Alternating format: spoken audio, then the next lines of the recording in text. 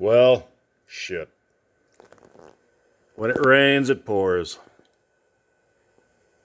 Well, we have had some long, long, long awaited items finally come up for sale. Both of which obviously are Weaver, the original black box, and two things that I have really been pining over for years. One is a steam locomotive. Only been searching for that for 25 years. Second thing I found right before the locomotive. This is actually one of Weaver's TOFC cars. This is one of the last newly designed freight cars Weaver ever did. You guys have never owned one of these. These are really cool. Neat boxes. I'll let you kind of read the things here. These cars came with die-cast trucks and couplers standard. No plastic on these.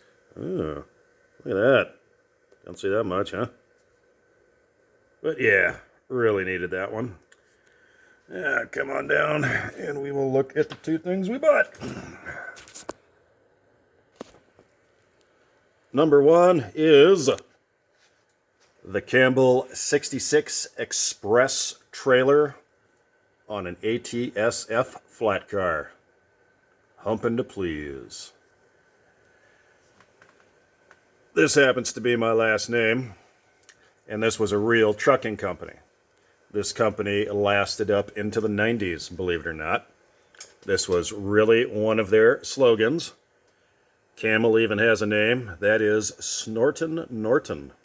Ain't making that shit up. So, anyway, if you guys have never owned one of these, I highly suggest it. Good detail with the circus ramps and all that good stuff, but these are just nice cars. These are well built. These hold up well today. I have no problem with them. Back there and hide them. You can also see my new coaling tower, which I recently found at a train show here in Denver, but I got that for a hell of a deal. But anyway, let me show you. And keep in mind, I did not find this locomotive. I have to give 100% of the credit to the O-Gauge Evolution Discord server. That is the server that is run by Zach over at Joker's Trains.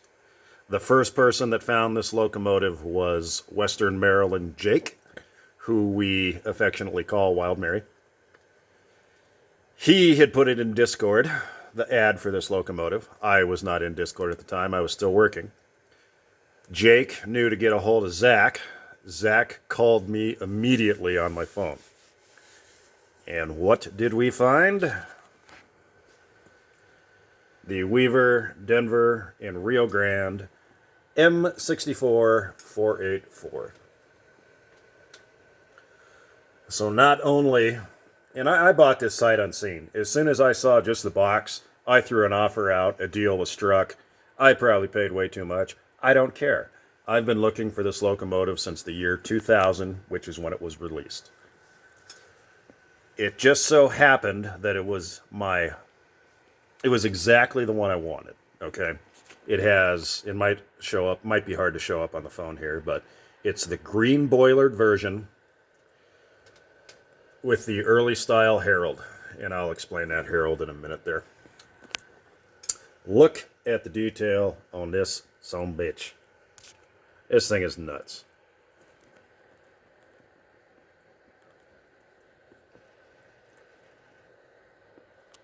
Air pumps, valves. You've got treaded walkways that terminate into treaded walkways with drainage holes. Engineer figures, firemen of course.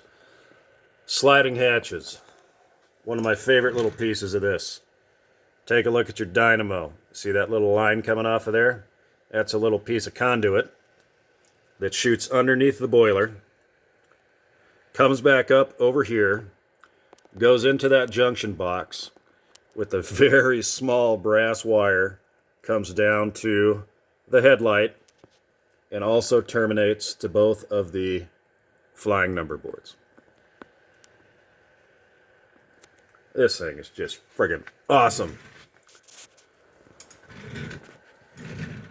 Real coal load, small coal load per the Rio Grande. Doghouse. Good detail on the tender. Your hatches open up back here. See if I can get a shot. You do not. Let me grab another light here as I throw it. You do not have any switches under it, but you can see there is screen in there, which I thought was kind of cool.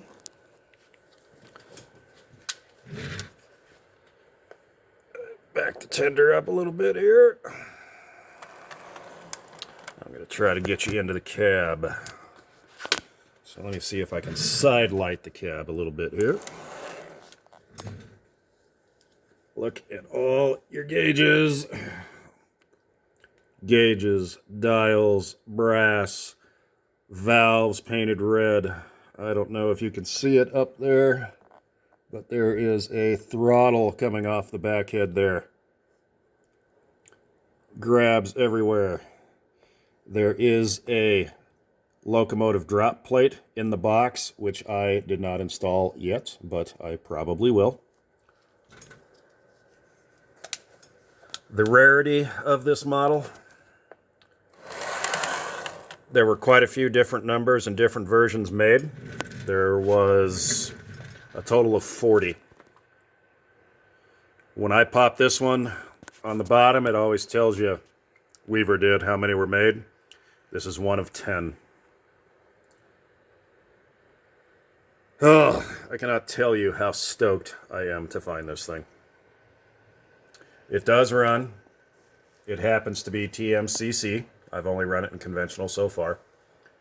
I don't have power to the test track down here at the moment because there is some stuff under the Christmas tree, so I can't run it down here, but I will do a running video on it. But this friggin' thing. Air pumps. The only thing I found wrong with it, a couple of chips in the white walls. I'll get over it. Let's look at this guy. Toolbox up front. Snowplow pilot. Look at the detail on that bell. Ah, come on, focus, you bastard. There it goes. Too cool. Too cool. Like I said, one I have been looking for since the year 2000. This thing dropped in August of the year 2000. One of the first ones Weaver actually offered with TMCC. But anyway, let's be nerds. So, these M64s were one of two classes of 484s that the Denver and Rio Grande Western used. M64, M68. This is a Baldwin-built 484, although it was supposed to be an Alco-built 484. How that came to be was Rio Grande was attracted to a style of 484 that the Delaware, Lackawanna, and Western used. It was Alco-built. It used Alco's new one-piece cylinder casting and frame casting. When Rio Grande put in their original order for these, Alco was overbooked, so they farmed the job out to Baldwin. This actually pissed off the Rio Grande to the point that Alco had to buy the engines back and then release them to Rio Grande. Rio Grande then had the option, after 5 years, to turn them in if they were not satisfied with these locomotives. As fate would have it, the crews loved them. They never gave them back. They lasted till the end of steam on the Rio Grande, which was 1956. And even when they ordered their second batch, which was only 4, which was the M68s, they ordered them from Baldwin. So, Rio Grande, like many other railroads, didn't like the term Northern. These are known as Westerns. These were very well loved by their crews. Another nickname was the Greyhounds. I'm assuming because they were sleek and fast, but I really don't know. These guys ran all over the state. They went to Salt Lake quite a bit.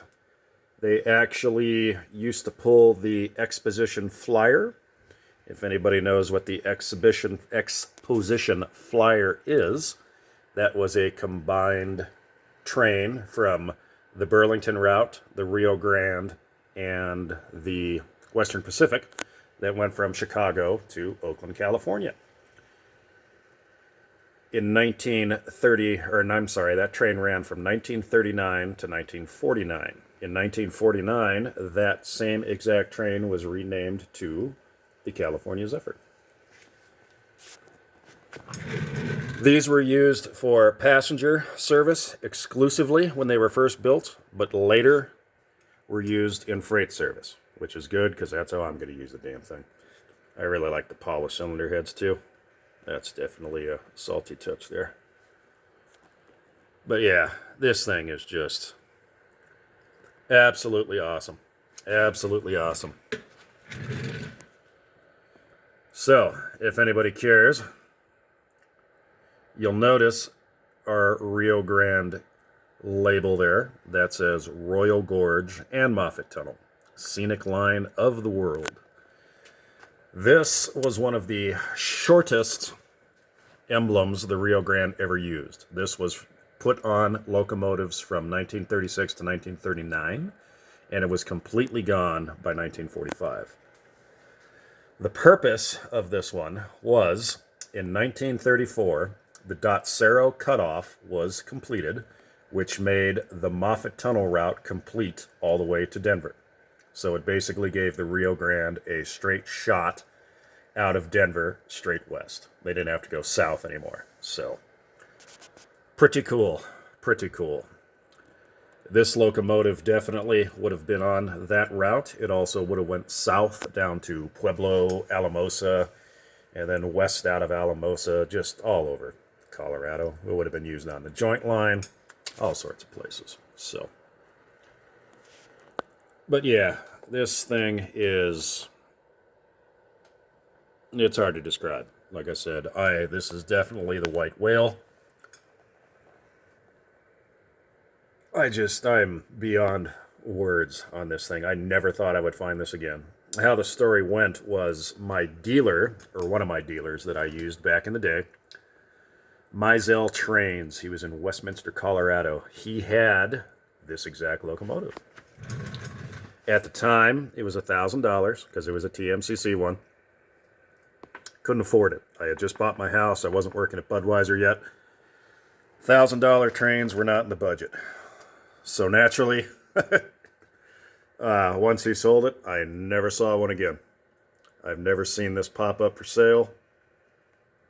Some guys say they have. I've never seen it. And like I said, I've been searching for 25 years. But when this thing popped up, I couldn't believe it. Like I said, I didn't even know what was in the box. I just saw the box in the ad. Joker actually brokered the entire deal for me because it was on Facebook, and my wife wisely does not allow me to use Facebook. So all the credit goes to Jake and Joker. So I can't thank those guys enough. And that also proves a point. It pays to make friends in this hobby. Look what kind of things can be found by your friends if you have connections. So, anywho, see your good detail up there saying friggin' awesome. Like I said, there'll be many more videos of this guy to come. I just wanted to kind of sneak one in here because I kind of promised everybody I would. But anyway, I hope you... I know you're not as giddy as I am about this, but oh my God. I can't tell you how happy I am to find this damn thing. I mean, this literally is the one locomotive I have always wanted. I know it's not a big articulated or some kind of fancy thing. This is just an extremely cool prototype of a locomotive that ran less than a mile from where I live right now.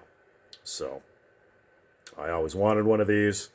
I always thought this was one of the best looking 484s. This was done I believe Overland did this in 2-rail. When Weaver, excuse me, when Weaver did this, they did it in 3-rail only. One of the few they did not do in 2-rail. Been done in HO a couple times with all the different letterings on the tender and everything. But, I mean, I am absolutely stoked. Absolutely stoked. Definitely now my favorite locomotive. This is now the prize of the collection. And I hope this just shows some of you people how many cool locomotives are actually out there. If you look beyond our big 2 brands. So, anywho, I hope y'all's enjoyed that. I know you don't enjoy it as much as me, but I just had to share this guy. If I don't make another video before then, I would like to wish everybody a Merry Christmas, Happy New Year, and have a good holiday. Later.